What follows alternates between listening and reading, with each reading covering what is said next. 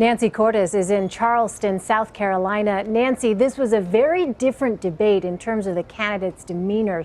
What stood out to you the most? A couple of things, Elaine. First of all, just how far we have come since the first debate.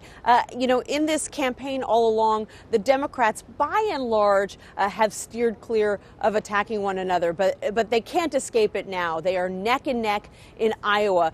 For Hillary Clinton, that means that the stakes are much higher than she expected a couple of months ago when she was leading in that state by 20, 30 points. For Bernie Sanders, it means that he now actually has a shot of pulling off an upset victory in Iowa. So they were really holding each other's feet to the fire, raising their voices at many times and accusing the other of flip-flopping, of being a conventional politician. The other thing that I thought was really striking was the degree to which Hillary Clinton was embracing President Obama, her opponent from 2008. In fact, one political analyst joked that if she was hugging him even any tighter, Michelle Obama would have to jump in.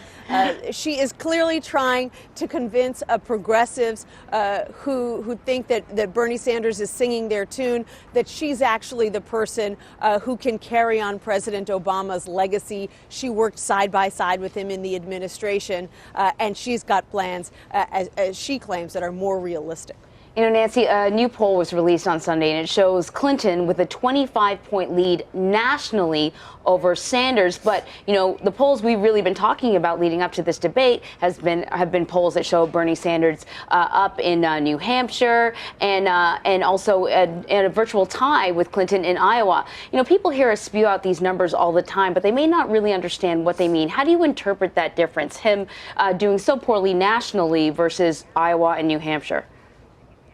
Great question. There's a couple of reasons for that. First of all, voters nationally, for the most part, still don't know a lot about Bernie Sanders. They only started hearing about him a couple of months ago, whereas voters in Iowa and New Hampshire hear about him and Hillary Clinton constantly. They're the ones who are seeing the campaign ads every 5 minutes. They're the ones who are seeing Sanders and Clinton in their living rooms, in their town halls, and stumping across their states. So they know Bernie Sanders pretty well, and at this point probably consider him a more viable challenger to Hillary Clinton than national voters do. And that's why campaigns will always tell you that they care a lot more about the polls in these early states than they do about the national polls. The other reason that Iowa and New Hampshire are different is because they are overwhelmingly white. And Hillary Clinton, in most polls, has a commanding lead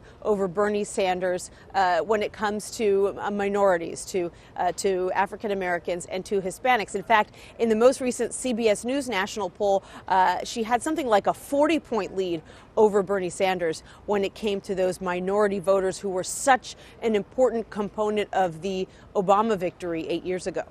So, Nancy, given all of that, of course, we pay attention to Iowa and New Hampshire. They get the most attention because they are the first in the nation to caucus and vote.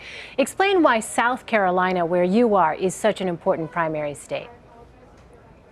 It's important because it is the third state to hold a contest, and it is really Hillary Clinton's firewall. Because if Bernie Sanders wins in Iowa and in New Hampshire, which even her campaign concedes is a real possibility, this is where she has to stop his momentum. South Carolina has a large African American population, and that's one reason why she is leading in polls in this state by 30 or 40 points. Now, that could obviously change if Sanders outperforms in Iowa and New Hampshire. Folks down here will suddenly see him as a winner, but she's got a very deep organization here, much deeper than he does. He's scrambling, trying to play catch up, but she's been organized here for months. She's got a lot of volunteers and very deep roots in the state. So this is where the campaign is hoping to stop him if he rolls out of New Hampshire with two big victories under his belt. All right, Nancy Cordes, thank you so much. You're welcome.